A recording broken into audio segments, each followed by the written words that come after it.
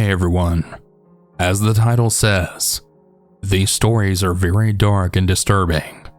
I need to give a disclaimer for story number 3, which mentions heavy child abuse, and I also need to give a warning for story number 4, for attempted sexual assault. As always, I'll have these stories labeled in a pinned comment in the timestamps in case you want to avoid them. All that being said, if you're all ready, let's get into the stories. And remember to always stay hungry. This was years ago, perhaps when I was around 6 or 7.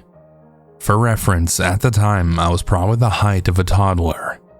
I was a very small boy for my age, not gonna lie. I grew up in a pretty crappy neighborhood and family. My parents were often on stuff, and I was left to care for my younger sister. I had an older sister, but she was often on stuff as well. I would generally hang out alone outside to get air, or go to the church around 1 to 2 a.m. The church was approximately around 10 to 20 minutes away from our place. To get there, you had to walk an isolated path through some wooded area. My parents were never really the ones to care to what we did. This particular night, my sister had invited some friends over, insisting they wanted to hang out with me to show them the playground by the church. I was really happy to just see some guys around, maybe to get to know them. My brother wasn't born at this time. It was all girls at the time, so this is why I was like this. I of course said yes and quickly got ready. They had bikes, and they made absolutely sure to stay ahead of me, so I had to run to keep up, shouting for them to slow down. I got to the park as they were just getting off their bikes, shouting my name. I guess I'll use a nickname to protect my identity. "Come on, Mooka, show us around!" To me, they seemed genuinely excited. I was overjoyed that my sister actually wanted to hang out with me for once. We never really had a good relationship, as she often instigated the beatings I would get. I had just gotten close to them when they were all simultaneously jumping back on their bikes, then throwing profanities at me. I screamed, tears already filling my eyes. I was really disappointed and let down, just standing there as I saw their figures get smaller. I eventually just sat in the playground side, curling my legs to my chest and putting my head on my knees, praying to God they would come back. Time passed by and my legs had started to hurt, so I started to walk around. The park was pretty small, 3 swings, a slide, monkey bars, and a pole holding the American flag. I walked and head down to the pole, circling around it, trying to see how high I could count to pass time, when suddenly, I heard a loud screech. I don't know where it came from, but my vision then abruptly gave out. I honestly don't know if it was anxiety, but I definitely hit the floor very hard. I could only hear footsteps approaching, and an older man's voice ripped through the ringing in my ears. I later found out I had heart issues, just to clear any suspicion of over-exaggeration. Who could leave a little boy alone so late? I wasn't completely out, not like I had fainted, so I could pick up on his tone. It was mixed with a smirk, if you get what I mean. Sarcastic concern and just all in all a creepy vibe. I sat on the gravel surrounding the pole as the man got closer. He was pretty old, had a long white/gray beard, white hair, and dressed like a drunken biker, and skin that could stretch to cover a mountain. I don't remember what happened once he reached me, but I do remember suddenly waking up in his car and my throat being dry as hell. My body was weak, and my eyesight was even more out than before. I truly thought that this was the last day I would ever see my family. I shook even harder at the thought of not being able to become a father to break the cycle. I just laid there, unable to hold my own body up anymore. He slowly walked to his door when I then heard yelling, a scattering of feet, and my sister's voice. She had came back. "What the hell?" I heard one guy shout. My sister then quickly ran to my side as two of her friends chased the guy through the path that comes to the church. I could hear the concern in her voice as she grabbed me, holding me to her chest. She gripped me so tight that I thought I would pass out then and there, from shock or lack of air, who knows. I later found out at age 13 that the reason she came back as such great timing was, as she states, "We were gonna leave you there all night long just as a prank, but when we were barely halfway across the foundation, I heard a blood-curdling scream. That's not what got me. I thought you were just being a baby, but then it suddenly cut off. It was the silence. The deafening silence is what got my adrenaline going. Ever since that day, I've never felt comfortable to be left alone by any church, park, or anywhere dark." Things really could have turned out very bad if my sister hadn't shoved her hate towards me down her throat and listened to her gut. I'm so grateful to this day, and our relationship couldn't be better.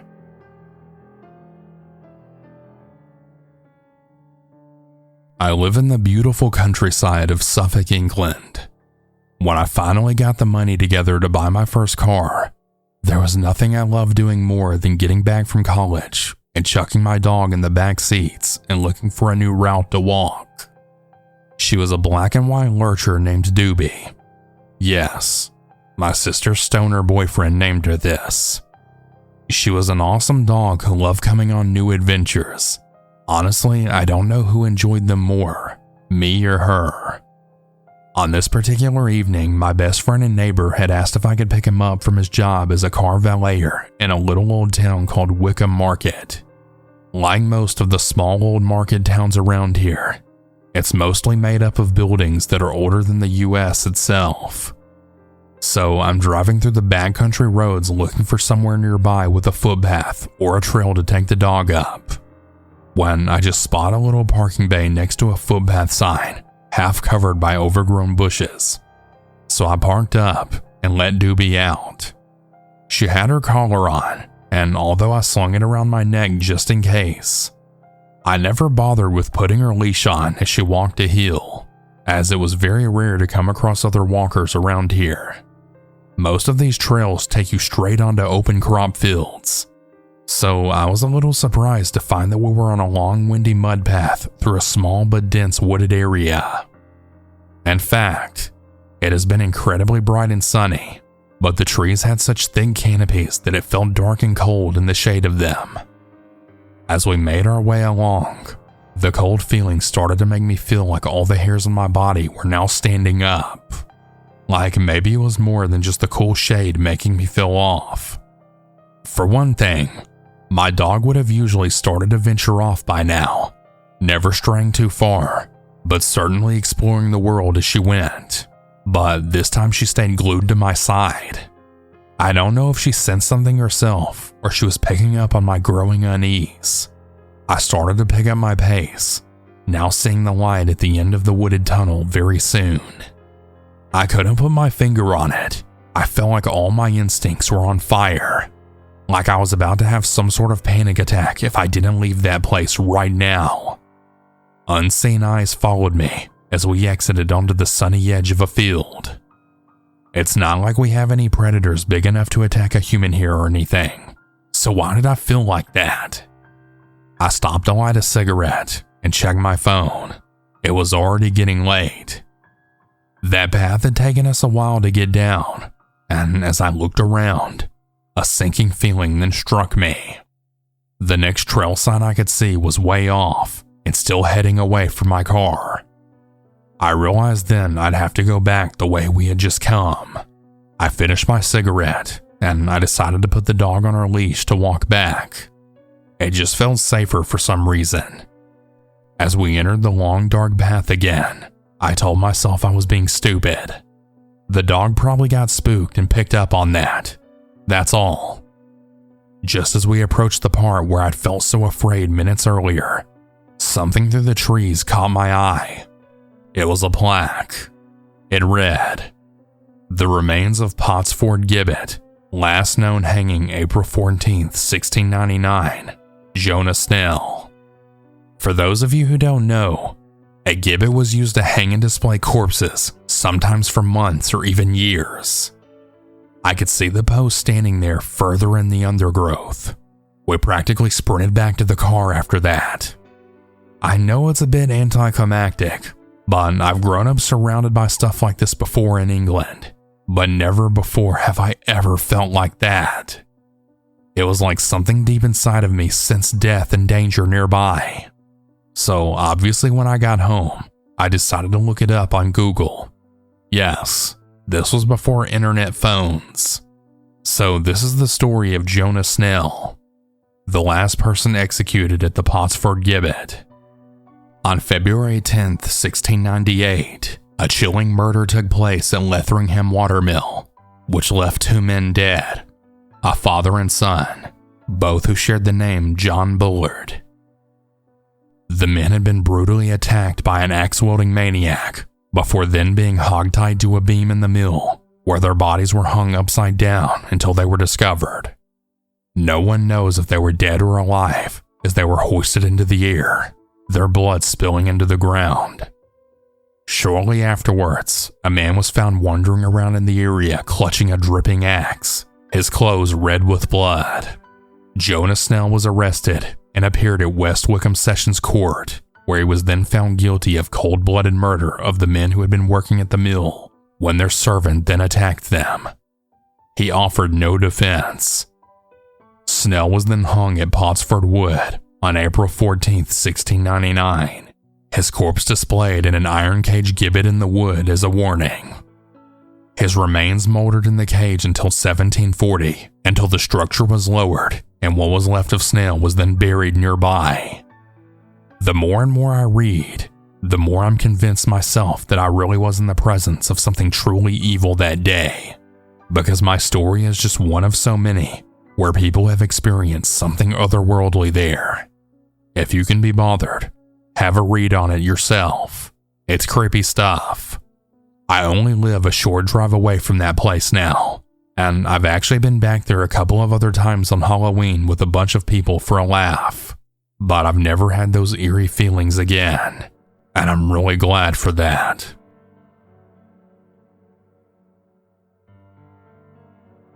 For the sake of this story, my name will be David, and the story started over a decade ago. I've always been kind of an awkward person, and for the most part, I would just talk to people online. One girl ended up being rather interesting to me, and we started talking. Her name being Brooklyn, but for whatever reason, she wanted to be called Skylar. The two of us hit it off, and we ended up dating online for a while. I forgot to add, but this is important to the story, and this all occurred in North Carolina. Anyways, she didn't really live that far away from me, and I had visited her a few times. Her family seemed a bit odd, but I was an awkward teenager, so I shrugged it off. Brooklyn and her siblings were also homeschooled, and her parents were fairly strict, but they were always cordial to me the few times that I'd met them. Well, one day the fair was in town, and we had made plans to go together. So once my mom had driven me there, I got a text with her saying she couldn't go. I wasn't too thrilled about it, but I thought whatever. I guess that her parents changed their minds. Well, it wasn't too much later that she ended up breaking up with me seemingly out of nowhere. I took it pretty hard, but in the end, all I could really do was just move on with my life. Well, fast forward a few years, and I was talking to my mom while the news was on, and I got distracted when I then saw a story pop up. As cliche as it sounds, my blood ran cold. The girl on the screen seemed so familiar. It took a bit to process what it was saying. I can't really remember if it was showing her as missing or deceased at the time, but that little girl on the screen was Brooklyn's sister. The news covering the story eventually told what happened. She was reported missing in 2011, the very same year I was dating her sister. The full story eventually came to light, and what I heard that day, and any time I've read about the case, nearly makes me vomit. Her adoptive parents were being charged for, I believe, fraud as well as murder. The things that poor girl went through makes me absolutely fucking sick. She was beaten, locked in closets, forced to go without food, or even just have to eat canned dog food. It came to light that on top of all of the abuse, they ended up killing and burying her in South Carolina. Her adoptive brother eventually spoke up, and he admitted the siblings abused her as well at times. This story may sound made up, and you're honestly welcome to not believe it. It is, however, 100% true. And even to this day, I really wish I could have done something to help her. I literally shook hands with the people that could do something so cruel to someone, and I never even knew. If you want to read more about it yourself, just so you know it's true, just Google Erica Parsons.